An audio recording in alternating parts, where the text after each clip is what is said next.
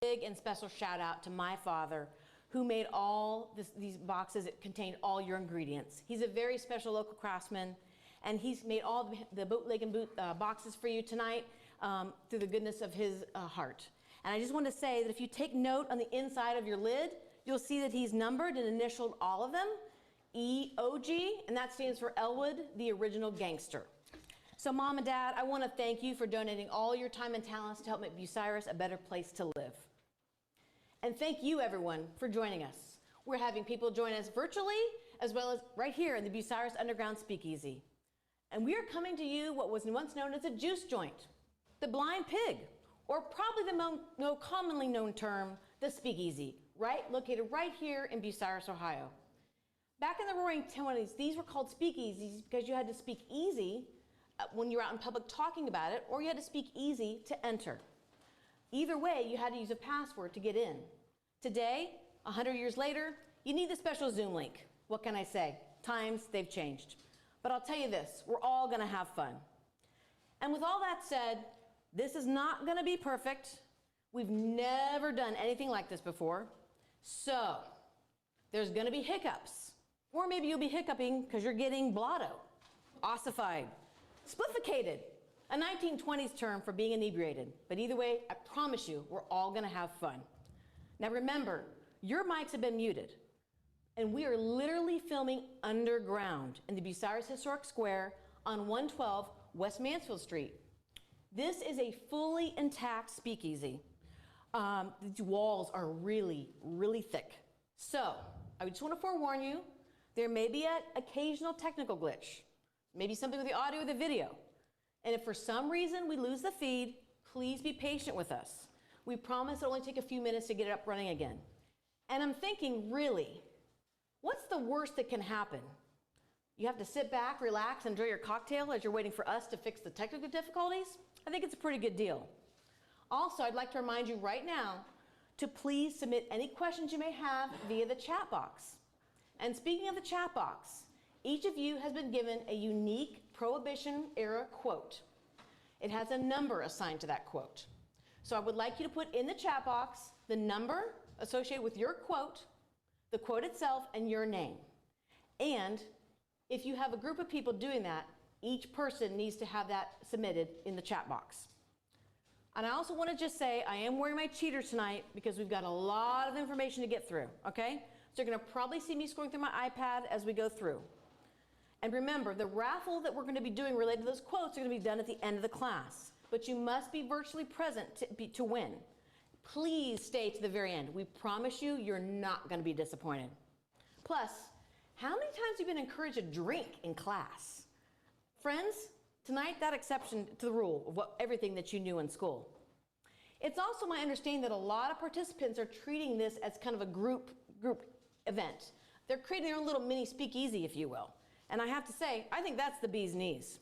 But just remember, if you're, again, multiple people on one computer, each person needs to put their quote into the chat box.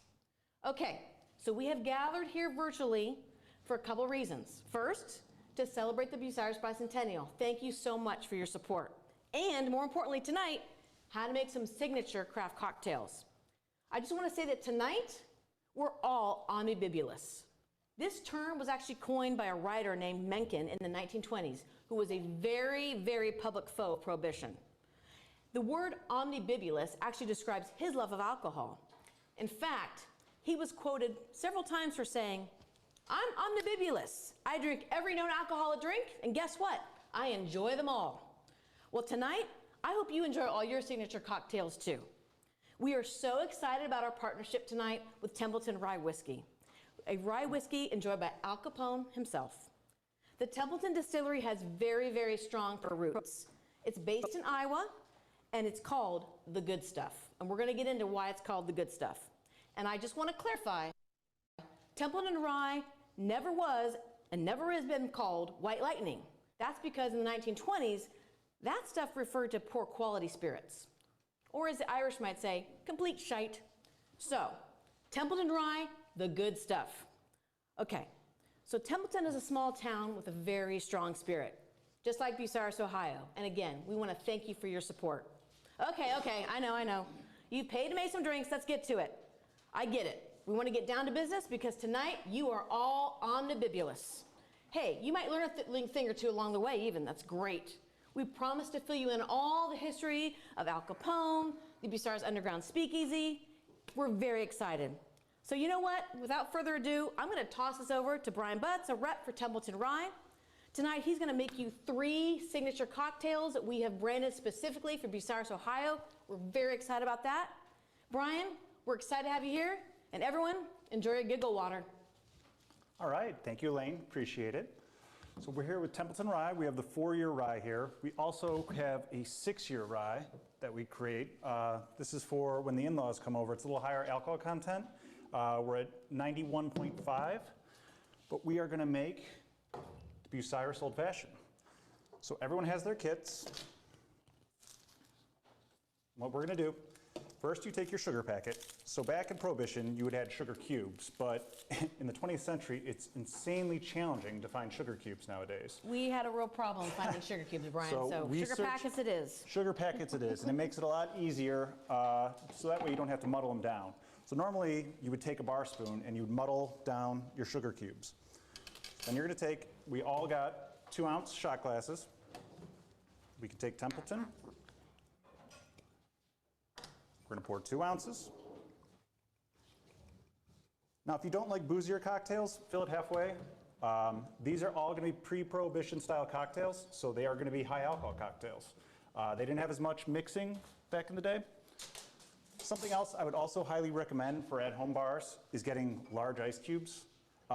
It doesn't dilute as fast. When you have smaller ice, it dilutes, waters down the cocktail quicker. So then we're gonna take,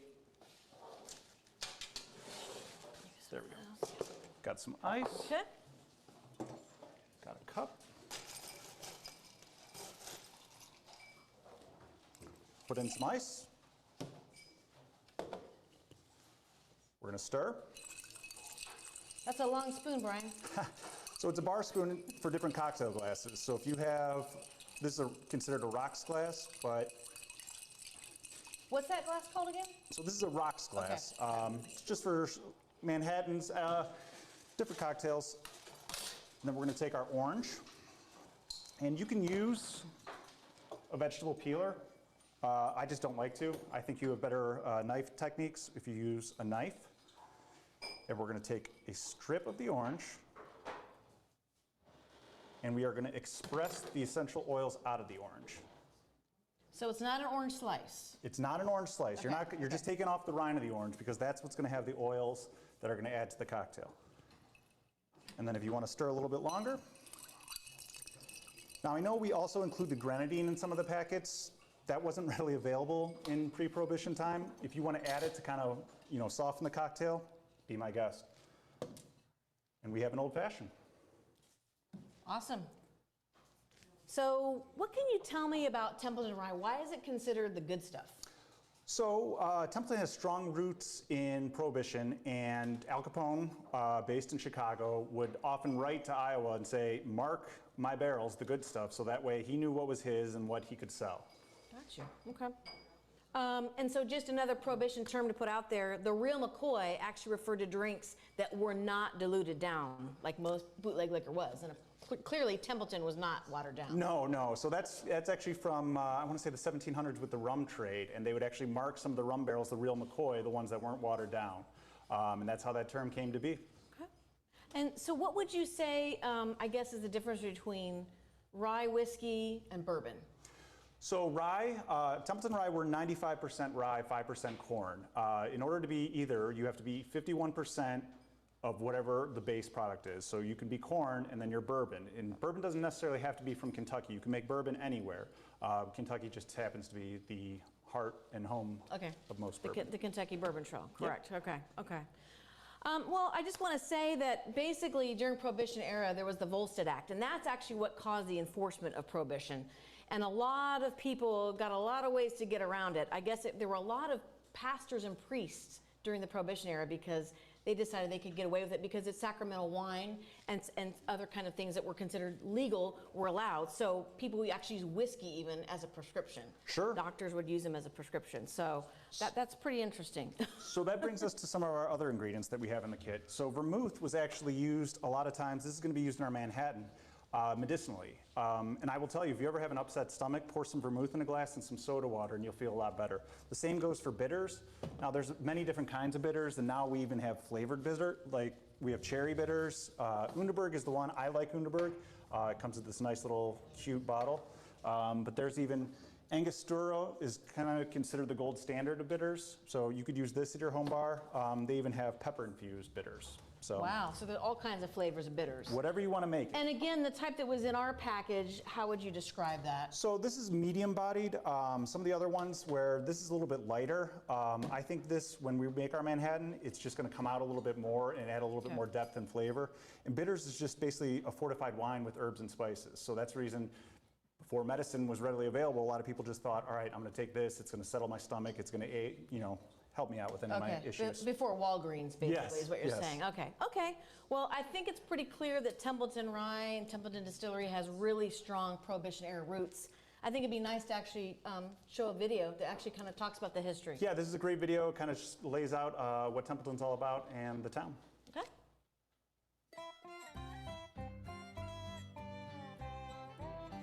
Hi, folks. This is Merle Kirkhoff from Templeton Rye. You know, since the 1920s, Templeton Rye has been known as the smoothest rye whiskey you ever tasted. That is, if a fellow was clever enough to get some in the first place.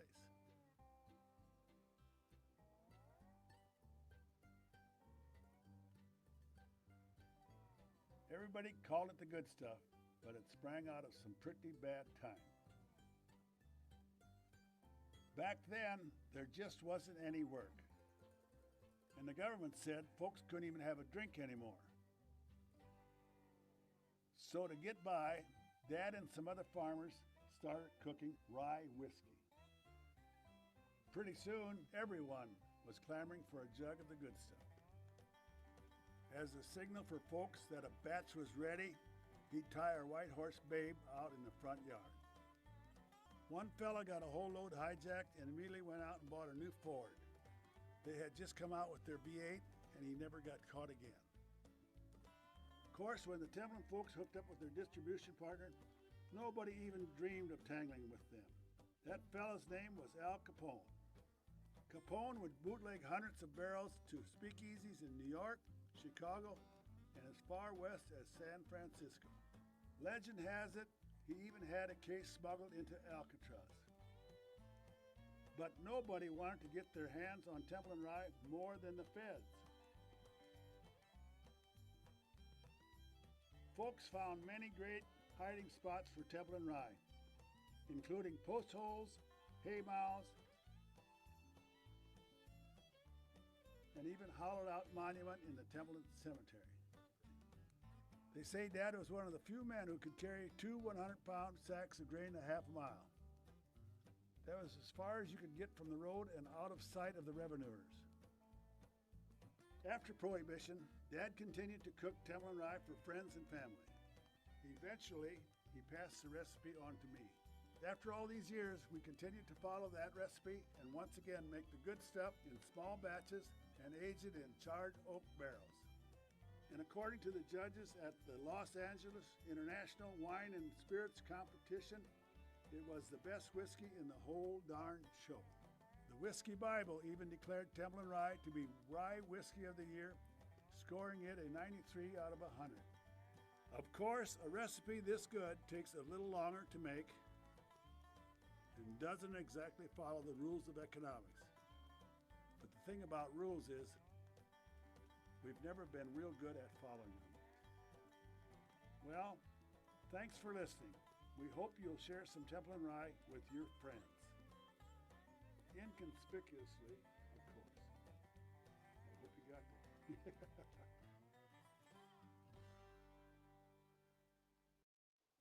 Hey, that was a pretty cool video, huh? Well, it looks like we actually have a question in the chat box, and I'm going to point it over to John Rostash, who's with the city of Bucyrus, who's handling all of our questions tonight. John? Hi, Elaine. Could you please repeat the ingredients that were listed in that last drink? Sure, yeah. So what we have is the recipe card. We actually have it online as well. Okay, We're going to perfect. put that up. It's included in every kit. So, and also, these aren't laws. These are rules. There's not laws in drinking? Well, make your own cocktails. Play around with it. Keep making them until you think they taste good. That's kind of the best advice I could give to you. But in that cocktail, in the Bucyrus Old Fashioned, it's 2 ounces of Templeton rye, 1 sugar packet, 3 dashes of Underberg bitters, which I might not have put in there now that I'm thinking about it. Okay, let's bitter it up. I think someone took my drink, but that's okay. So what I want everyone to do is You open can up. use as medicine instead. Exactly. There you go, there you go. So what I would try, everyone try, just dab this on your finger and see what it tastes like. It lives up to its name. It is extremely bitter. But that's the reason you're only adding a dash, 2 dashes, 3 dashes max. But play around with it and see what you think. If you want to try that, Okay, I'll try it. you can be my guinea pig. See, you can get a nice expression on the camera here. That's bitter. That is bitter. That lives up to its name for sure. John, any other questions coming through? That's all I have. Okay, okay. So that's drink number 1. Okay, there will be a quiz at the end. Just kidding. I'm kidding. I did want to comment a little bit about the video because I think it's a great video. I just thought it was really funny the different ways that they were able to stash alcohol. Back during the Prohibition era. The hay mows, the tombstones. I've even read that some people actually stashed liquor in furs, which I guess the perfect cushioning. I also did some research and learned that bootleggers actually made their own cow shoes. So a cow shoe was when they took a strip of metal and they tacked it to a piece of wood in the shape of a cow hoof, and they would walk along the trails to evade all the Prohibition agents. So I guess they were trying to trick the agents into thinking that only the cows were on the move. Okay, I get it. Bad joke, but I'm going to promise you something. The more you drink tonight, the funnier I'm going to get, okay? I promise. Speaking of drinks, we are ready to make our next signature cocktail. This one I'm really excited about because it has some really cool history connected specifically to Bucyrus, the Midway to Manhattan. All right, Brian, take it away. So Manhattan's one of my favorite cocktails to have. And I probably should have done this in the beginning, but I want everyone to open up your Templeton and just smell it. Woo. Now what should jump out? Wow, it smells great. So baking spices, you think of rye bread, caraway seeds, that kind of jump out of the bottle, well, not bottle, jar, I guess. But also with the vermouth, now this, Okay, and the vermouth again is a type of wine, it's right? a fortified wine with Okay. herbs and spices added. Okay. And pre-Prohibition, it was used medicinally. You had an upset stomach, you weren't feeling well, they would give you some vermouth. And actually, a lot of people just drank it instead of wine. Got you drunk. But what vermouth can do is go bad. A lot of people don't know that, so you should store your vermouth in the fridge, and you should probably replace it every 6 months. Okay, So that every 6 bottle months, that's okay. in your dad's basement drawer that's been there for too long, you might want to replace that one. Not so good. And hopefully you guys did refrigerate last night. We did tell you to do that, so hopefully you did. And that's another thing. People like to put glasses in the freezer. I have 2 small kids, so we don't have a lot of freezer space to have the glasses cold, but it is an option. And there's also other glassware where you can do the stem glass. I tend to break these, so I don't like using them at home. And I also like ice in my cocktails. They didn't have ice pre-Prohibition. Well, they had ice. They didn't have it readily available. But I prefer ice in my cocktails. You don't have to. You could have it up or neat without ice. It's 100% optional, up to you. And again, when you call a drink neat, that means No ice. Okay, Or no up, ice, I'm sorry. Up means, sorry.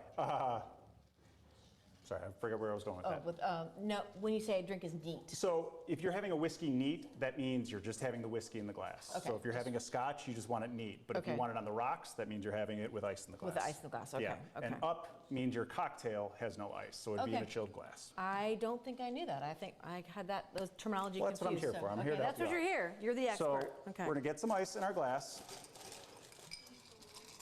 Now, and again, I prefer large ice cubes when I'm at home because again, it just dilutes it less, so there's more booze in the cocktail and it just keeps it colder.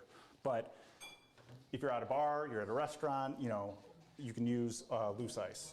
So we're going to take 2 ounces.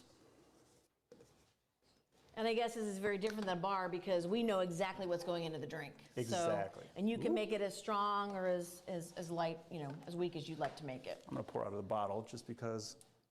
So normally you could pour with a pour spout. So we're going to put 2 ounces in. So we pre-measured these out for you. So this is 1 ounce of vermouth. What I'd recommend is tasting it real quick if you want to try that. Okay.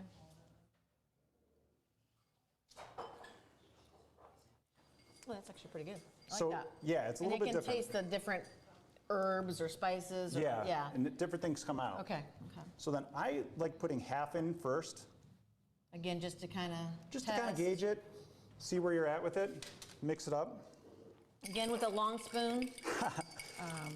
Probably don't have that at home now, but if you're going to get serious about this, maybe you want to buy one on Amazon. You never know. You never know. So why don't you try that? Okay, all righty. I'm not going to have too much because I still got a lot to talk about.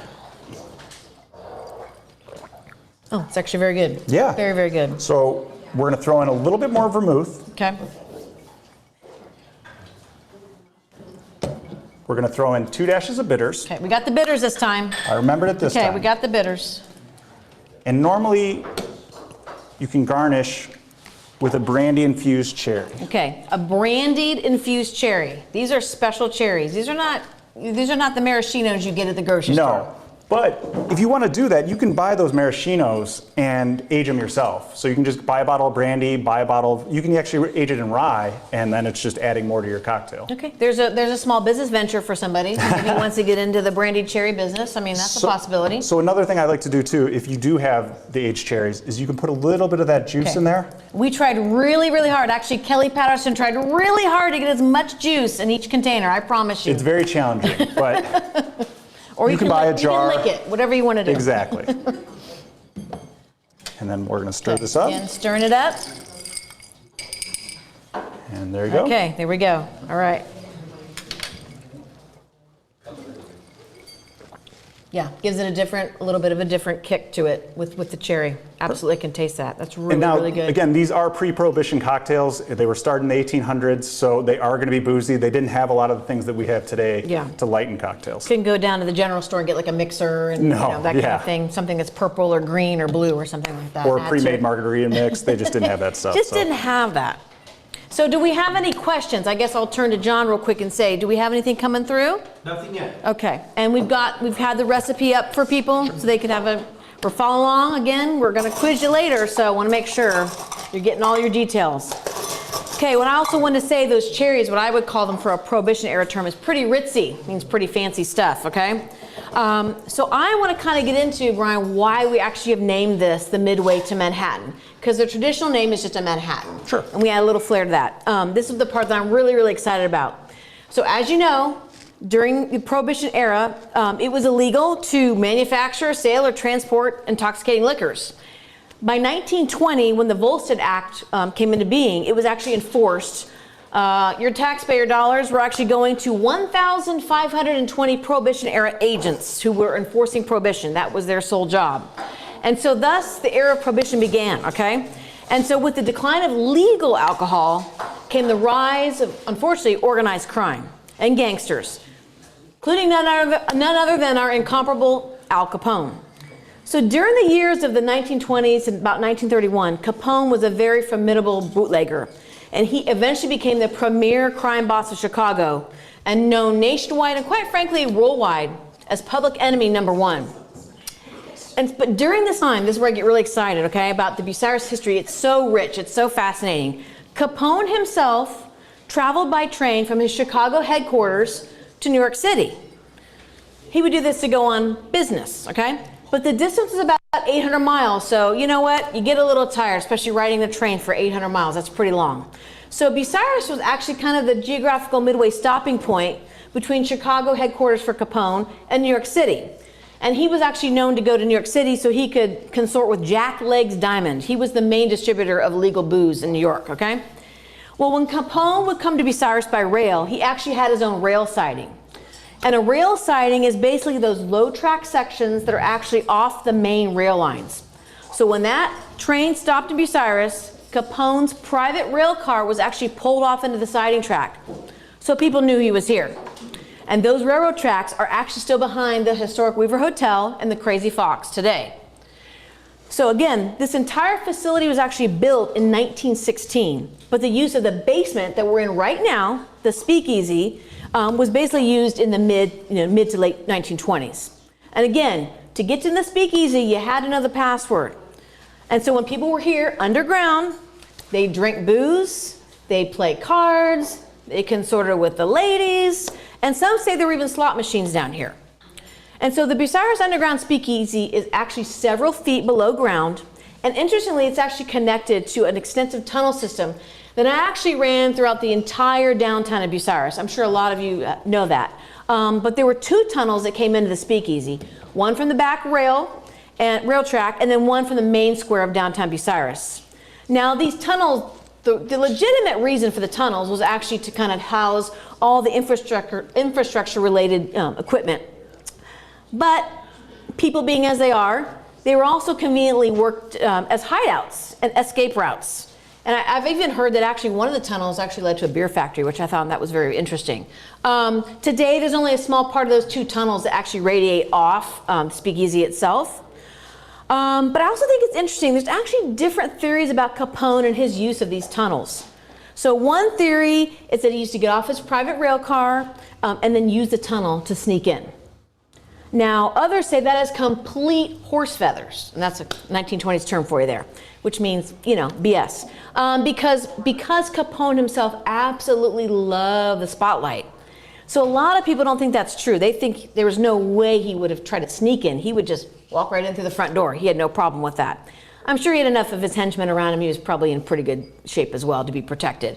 So he did not like to hide in the shadows, and we're going to kind of get into that later during our third drink. And so that's why we think he probably didn't actually use the tunnels to enter. But I'm going to say it's probably very likely that if he was desperate, he knew the tunnels were there and he could use those tunnels.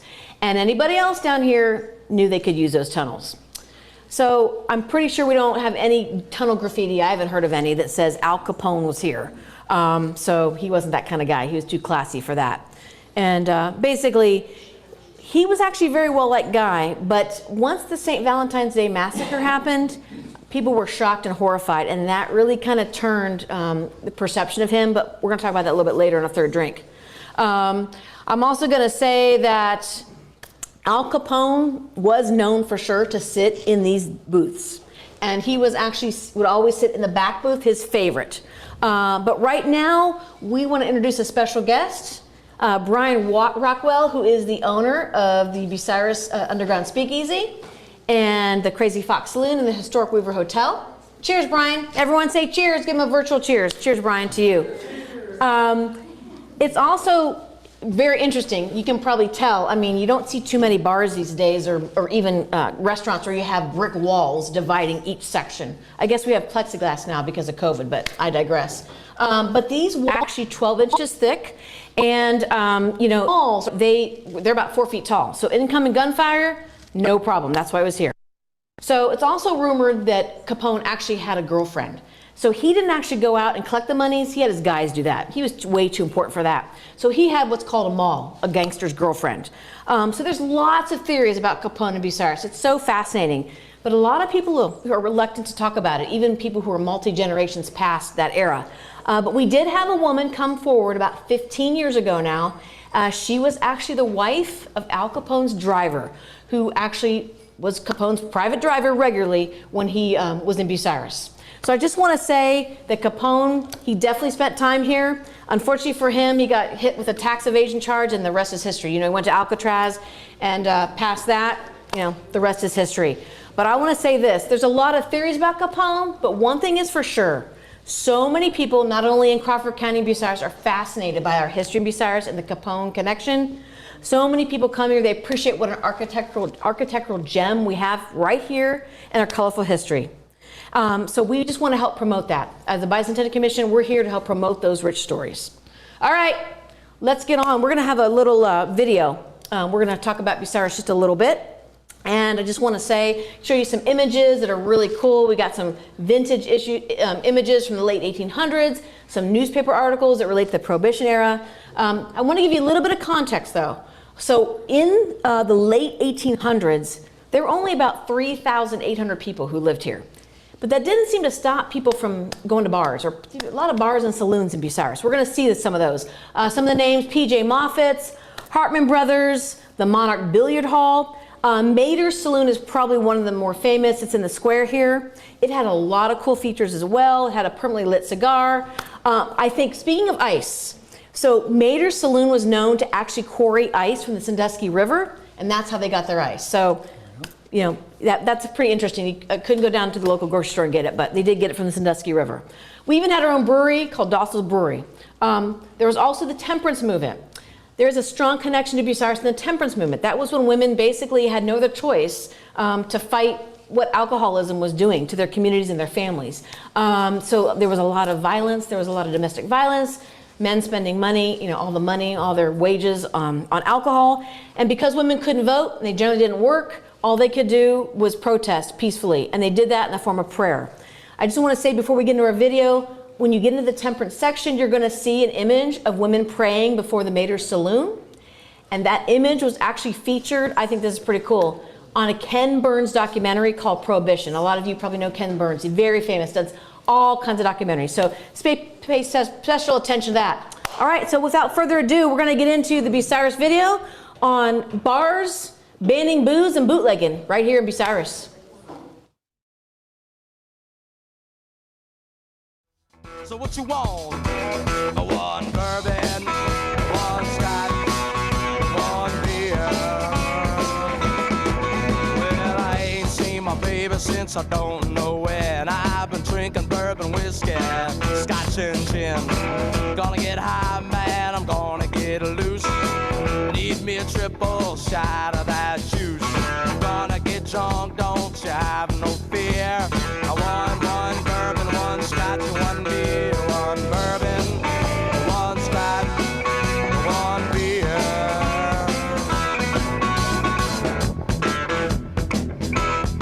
But I'm sitting out at the bar.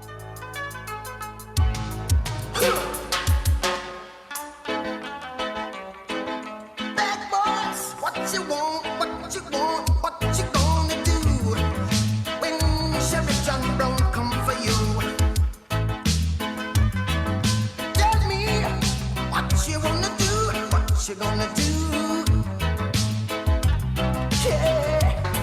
Bad boys, what you gonna do? What you gonna do when they come for you? Bad boys, what you gonna do? What you gonna do when they come for you? When you were 8 and you had bad traits, you go to school and learn the golden rule. So why are you acting like a bloody fool? If you get hot, then you must get...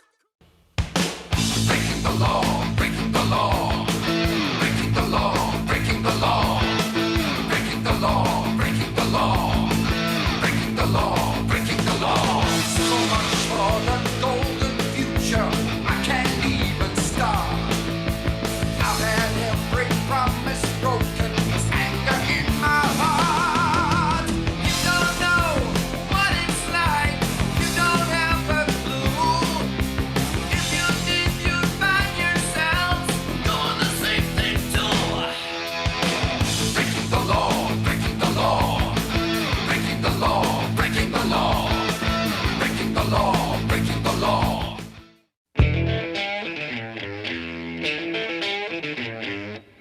Life in the fast lane surely make you lose your mind. Life in the fast lane.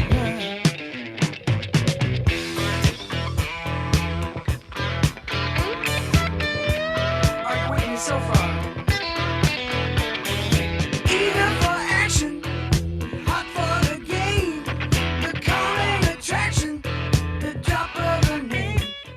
Happy days are here again, the skies above are clear again. Let us sing a song of cheer again. Happy days are here again. All together, shout it now. There's no one can't doubt it now. So let's tell the world all about it now. Happy days are here again. Special thanks to Kenny Mead for those fabulous bar and saloon images. Weren't those cool?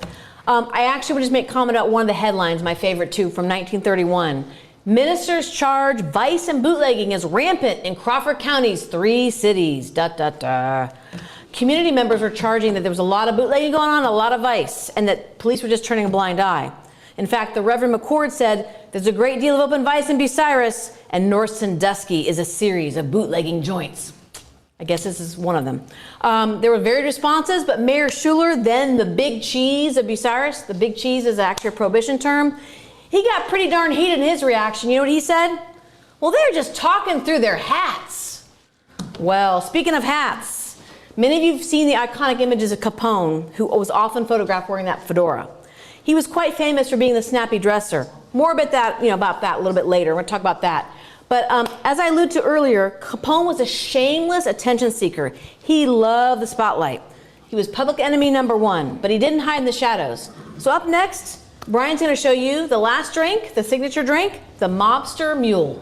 Take it away, Brian. All right, so the first 2 cocktails were very booze forward. So if they weren't your favorite, I apologize, but this is what people were drinking pre-Prohibition. This last cocktail is going to be a little bit lighter, more of a riff on a dark and stormy. Anything goes really well with ginger beer. So if you have ginger beer at the house, just about any booze, tequila goes surprisingly well with it. But we're going to fill up our glass with ice. We are going to take 2 ounces of Templeton Rye. And this copper mug, that's just kind of iconic, the way you drink a mule drink, right? So most mules come in a copper mug because they think that it keeps it colder. Okay. Like it gets super, super cold. I've had them in other glasses. They taste just fine. But Well, we like copper here in Bucyrus. Sure. We're all about the copper kettles. So you know what? More power to us. So then we're going to take some ginger beer. Okay, and so can you tell them a little bit, what's the difference between ginger beer and ginger ale? It's much spicier. And Spicier, okay. I like this Stoli one. It has a lot of depth and flavor to it. And do not let your kids drink this one because it actually has 1% alcohol. Yeah, I think I got a little bonus here with this one, Yeah, right? I was gonna Because you say- can get a ginger beer with or without alcohol, correct? Yeah, most of them do not have alcohol. This one just has a 1% because they think it actually tastes better, and it's one of my favorites. Okay, we aim to please. So you got a little bonus there. You got a little kicker in that ginger beer. So then what okay? we're going to do is you have a lime, and you're going to roll your lime. And this is to open up some of the juice in it. Okay, roll the lime. Roll And the then, lime. I don't want to cut this nice table, but you're going to cut it in half, and then you're going to use the juice of half the lime. And so in this case, not the lime peel. Not the lime peel. Okay, that was for the, So Okay. now some Prohibition cocktails would use the zest of the lime in some of their cocktails because they had to use what they had. what they had. Okay.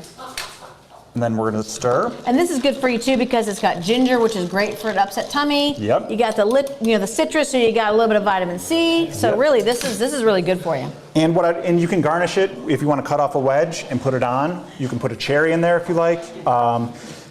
This one's a little bit more playful. Okay. Okay. Try this. And also, did you want to say something about the grenadine as well? So yeah, we do have grenadine if you want to add it in there just to sweeten it up a little bit. I personally don't. I like a little bit, if I'm having a cocktail, I want to know I'm drinking a cocktail. Okay. But by all means, you definitely use the grenadine if you like. And I will say too, if you don't want to use the grenadine in your cocktails, just make your kids or grandkids a Shirley Temple. Yeah, I mean, there you go. there you go. And they can have a nice little cute little drink. So I guess I'll turn to John too and see any questions coming through on the drink making. And we do have the recipe up as well for the Mobster Mule. Yep. Okay. Okay. Well, I'm going to get just a little more into Capone, kind of what he was all about. Have you ever really thought about the fact it seems like everyone actually does know who Capone is? And until I was really researching it, I didn't really understand, but he absolutely loved the limelight. I mean, the truth is he was kind of an attention whore. I mean, that is the bottom line. He loved his celebrity status. He held press conferences. Yes, he held press conferences. He worked with local city officials. He also liked to do things for the public, and some say he did that out of the goodness of his heart. He actually gave to various charities and funded a lot of things, especially because when the Depression era hit, it was a pretty hard time for a lot of people. He had a lot of money, so it wasn't, so problematic for him. But because he was so famous, he really was the first and only criminal that really wanted to be famous. He was on the level with Babe Ruth at the time. His actual full name was Alphonse Gabriel Capone, but I would say most of us know him as Al Capone. But he was a very public figure, so everyone, especially the media back then, loved to give him nicknames. Scarface was very, very popular use of, nickname for him. He absolutely hated the term Scarface, hated it. The reason he had the scar was because he insulted a lady about a decade before. Her brother was offended, slashed him around the left side of his face. He hated the fact that people called him that. He actually would blame it on a war wound. And if you actually see a lot of pictures of him, he deliberately tries to avoid that left side of his face. But he also had other names. He was actually also known as the Big Guy, Big Al, Big Boy, King Alphonse, Bottles, the Big Fella, and Snorky, which we're going to get into a little bit. He was also one, I think his last nickname publicly was AZ number 85. That was actually his number in Alcatraz, and they didn't give him much special treatment there. So actually, Capone had actually moved from Chicago to Brooklyn around 20 years old. By 1924, he was believed to be earning $100,000 a week, okay? And Capone basically was the most visible mobster in America because, like I said, he loved the spotlight, held those press conferences, and he wanted to be a reputable businessman. He wanted to cultivate that kind of image. He actually set up soup kitchens during the Depression era. He lobbied for milk bottle dating to make sure that people were not drinking rancid milk. He wanted to be actually in the legit milk bottling business for a while with his brother. It was very strange that he went there, but I guess they had access to bottles. He actually took the reins after his mentor, Kingpin Johnny Torrio, basically walked away because he was almost killed, and he turned over the reins to Capone. And when Capone got in charge, he was the head of an ever-sprawling empire. In the beginning, people thought he was so glamorous. He had a lavish lifestyle, and they thought he was a modern-day Robin Hood. But then when he got connected to the death of the Chicago Chicago prosecutor, Billy McSwiggan, a lot of people turned on him. But at the height of his success, they thought he was worth $100 million in 1920s dollars. Now that's a lot of clams, and a lot of clams, that's another 20s term. Basically, when he had a vendetta against Bugs Moran, he basically set up St. Valentine's Day Massacre. A lot of people know that. It was infamous. So Capone was conveniently out of town in his Florida mansion, and McGurn actually gunned down several of the other gangsters, the rival gangsters, and that really turned public attention onto Capone, and people really turned against him at that point. At that point, when Hoover actually became president, he was committed to getting this guy put in jail. And so he wanted Capone to be brought to justice. Everyone was really sick and tired of basically everyone thinking that Capone was such a great celebrity. So they finally actually got him on tax evasion charges, as many of you probably know, of all things. He was first sentenced to a federal prison in Atlanta, but eventually, again, all public officials were tired of it because Capone was he was really good at trying to bribe people. Apparently, rumor has it he had money stashed in his cell, and they were just sick of it. I guess the federal agents and the federal representatives, and they said, "Enough's enough. We're going to send this guy to Alcatraz, America's Devil Island." Okay, so he tried several times to bribe the warden at Alcatraz, and the guy was having none of it. Finally, Capone was actually quoted as saying, "Looks like Alcatraz has got me licked." So he spent about 4.5 years at Alcatraz. He didn't have the greatest time. He couldn't bribe people. At one point, he was actually stabbed. And at this time, that's when the syphilis that had been kind of in his body for a long time really started to deteriorate him. He was showing signs of kind of dementia. He was eventually transferred to another California prison, and eventually he got to live out the 8 remaining years of his life in Palm Island, Florida. So I want to say that even in death, Capone loved the media. He was a snazzy dresser. He was known as Snorky, which I think is a strange one. I would prefer Snorky over Scarface any day. But he had this look, and actually somebody approached him in Chicago to actually have him have a signature line called the Al Capone Collection. He decided that wasn't probably in his best interest as a gangster, so he said enough of that. So I just want to say that, remember, he didn't like the name Scarface, but he really did enjoy being a big shot. And he loved the limelight. I mean, what other racketeer and mobster had both the panache and the courage to hold press conferences?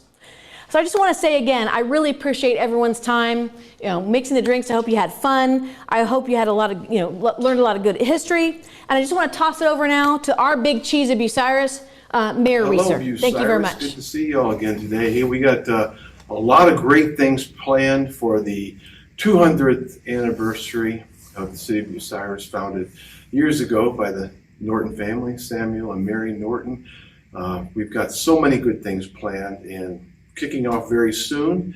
I've got an amazing group of volunteers that have put so much time into this, and they have so much energy too. I think you're going to be very pleasantly surprised. Special thanks though to a few people.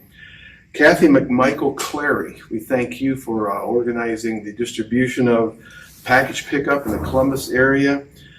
Special thanks to Tina Husted, excuse me, second lady for the state of Ohio, former resident of Crawford County, and Colonel Crawford student, and also an amazing artist of her own right too. And she is going to be creating a painting for us for the special significance of the Bicentennial. Looking forward to seeing that. We'll be unveiling that sometime in the fall, most likely at our Bicentennial Gala. All proceeds from this event and every other Bicentennial event gets invested back into the city of Bucyrus for our legacy projects. So check out the website, bucyrus2021.com, for all the great happenings that are going on, and a way to donate. And if you're going to send a check in, it'll tell you how to do that also. So thanks for viewing. 200 years, a great legacy, but we're starting off on the next 100 years, and we need your help to do that. I want to introduce you to Kelly Patterson, who is our big honcho of the Bucyrus Bicentennial Commission. Hi, I'm Kelly Patterson, Bicentennial Coordinator. I'm happy that you could be with us down here in the Bucyrus Underground Speakeasy. I'm just going to give you a little bit of information here about the hotel and the bar, because I wanted to give Brian Rockwell a little bit of time to enjoy his drink down here next to Al Capone's favorite booth.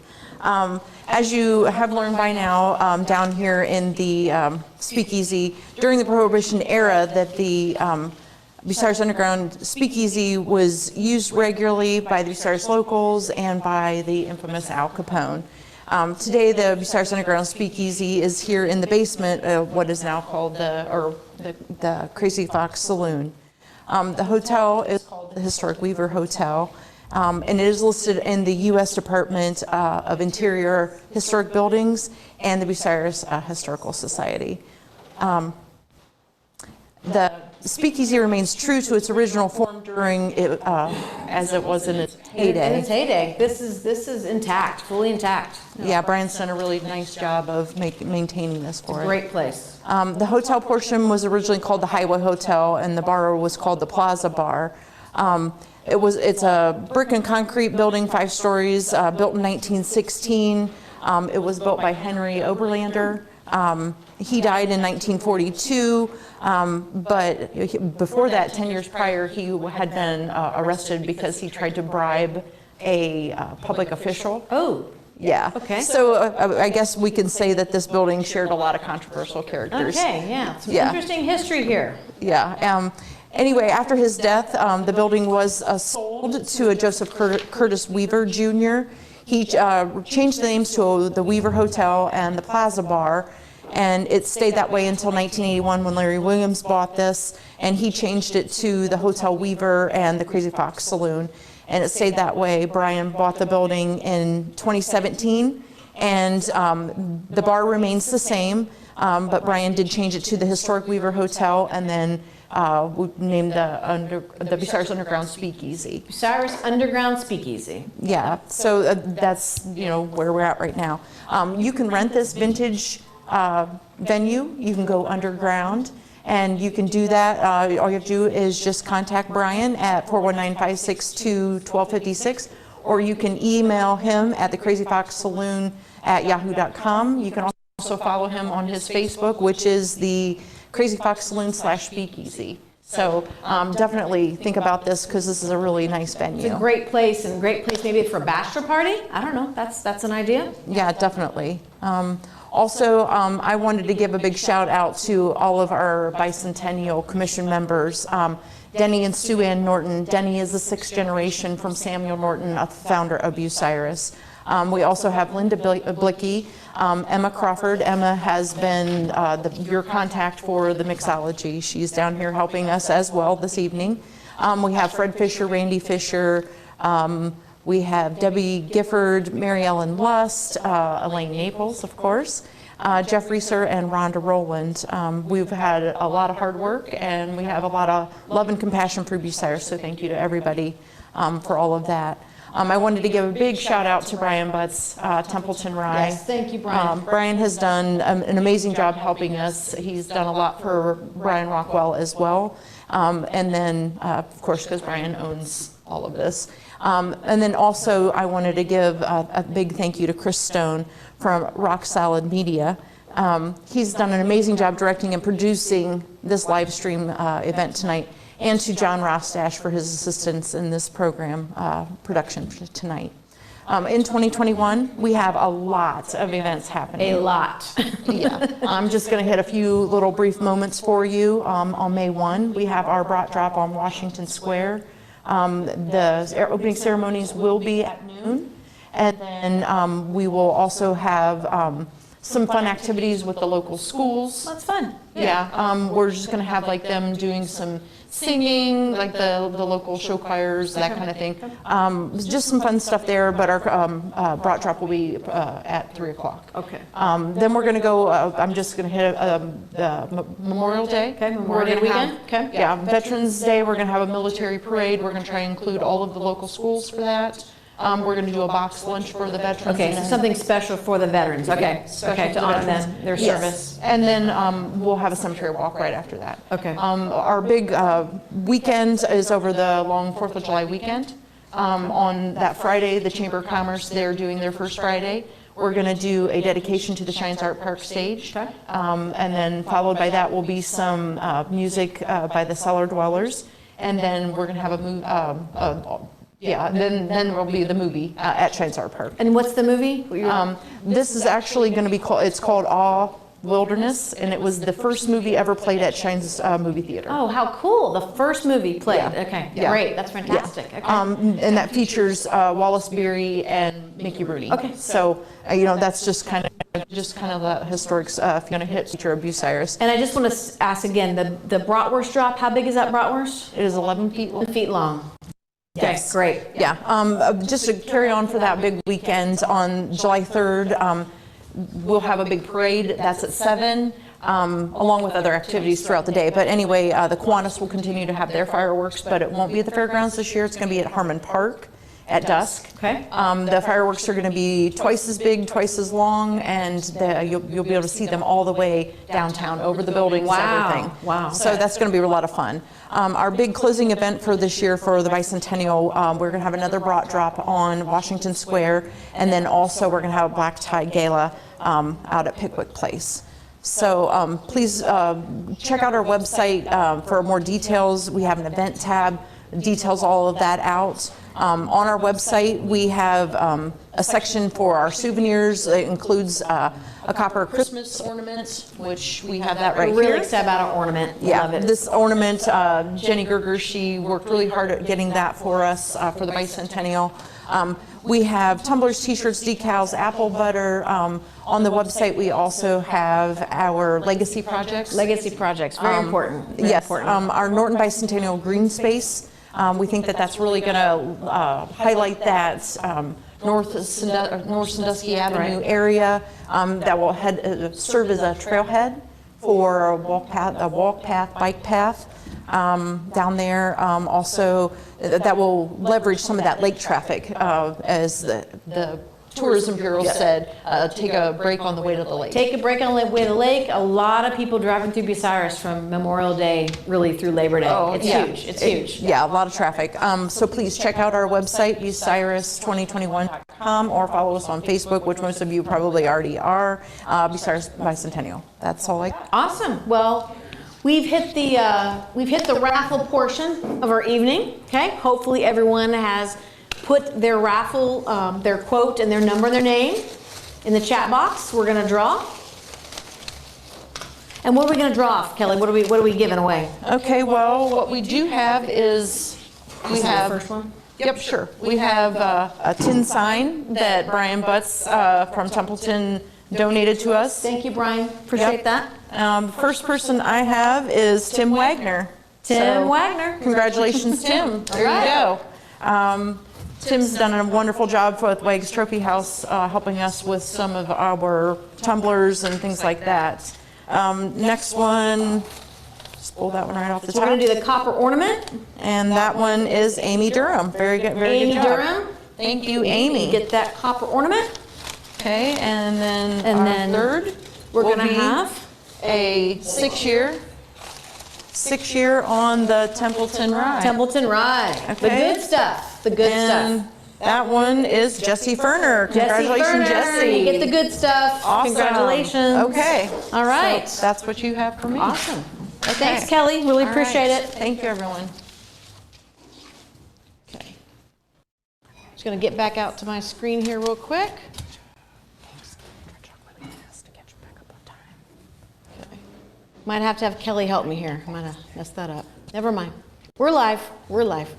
Did you get it? Right here at the end, scrolling down. Okay. All right. Again, I want to thank everyone so much for your participation tonight. It really means a lot to us. We are really trying to help enhance the community and also just really promote this amazing Bucyrus history. There's so much rich history here. People find it fascinating far and wide. When I tell them about it, they're just amazed at what we've got going on here. I also want to thank again Brian Butts, Templeton Rye.